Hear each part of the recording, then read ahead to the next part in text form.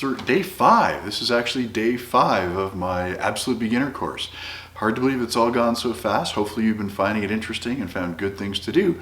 We're going to wrap up a couple ideas and give you a chance to see some other stuff that's going to be coming up that's going to be fun to look at. So I hope you find this to be useful. We've been focusing on really appreciating the C major scale, the key of C. And you remember the notes. We started with a C, and that pattern,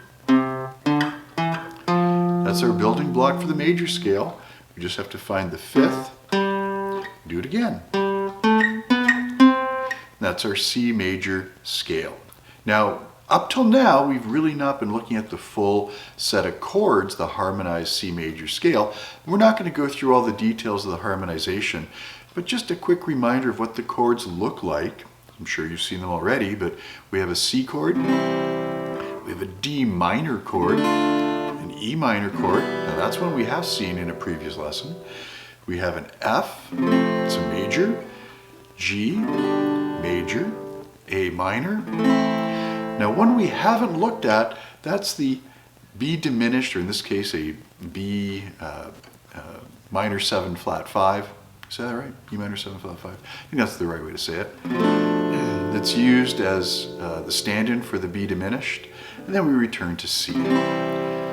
So that's really all the chords. Now, it's quite an investment to really learn the 3 major chords, the 3 minor chords, and that diminished chord in the C major scale. You don't want to invest that time and effort in for nothing. Wouldn't it be great if you could also apply this to, say, the key of D? And that's where this little device comes in. This is a capo. A capo is basically a way of moving the nut around to your advantage so you don't have to learn everything again. So as an example, if I clip the capo on the 2nd fret, this is going to put me in a position where that previous C-shaped chord now becomes a D. The F chord now becomes the G, and the G chord now becomes an A. That's the 3 major chords of the D major scale. And it works for the minor chords as well. So just because we are learning one key and learning it well, doesn't mean we don't get to apply it in other places. Now some people will say, oh, capo's cheating, you should learn something else. And sure, we can sort of appreciate that. But we're beginning here. We want to get as much leverage as we can, as much understanding as we can, without having to wait to pull it all together. And so the capo is a great tool for that. And you might say, well, why did I want to move to the key of D anyway? Well, think of it from a singer's point of view. Maybe the singer doesn't have a huge range. Maybe they can't hit everything possible. And so you want to have a nice, easy way of transposing the song nice and quick so that it works. And here's the neat trick. By knowing the chords of the key of C and the chords of the key of G, we can cover almost all the ranges that are in there. It works really, really nicely. Now, you might not believe in that just yet. I'll leave that for you to try out.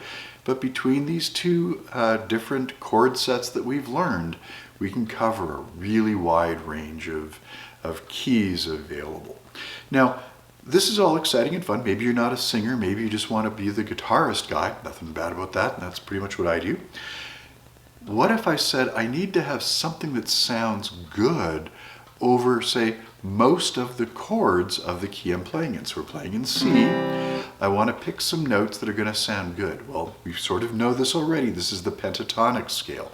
You've heard of it. I know you have. Well, the pentatonic scale is just a subset of our C major scale. And it just basically goes C, D, E, and then instead of putting the F that would be here in, we just ignore that, come back down to G and A, and that's our scale. It's 5 notes, pentatonic. 1, 2, 3, 4, 5. And it's going to sound good over a lot of different notes. Now I know when you look around online, you see people showing you amazing patterns and things that are going on with that C pentatonic, but there's only 5 notes, and this is how we find them. If I jump to the key of D, okay, D major, where would those 5 notes be? Well, they'd be here. And that's because the pattern of the notes doesn't change. And so we don't have to memorize a lot of things, figure out a lot of stuff. We just have to appreciate this idea of repeating patterns on the guitar and the power of the pentatonic. So the next thing you're going to want to explore is going to be this pentatonic scale. Don't let folks dissuade you. We all sort of have to know these things. It's really helpful. So C major scale, we have the C major chord, we have the C major scale, C major scale,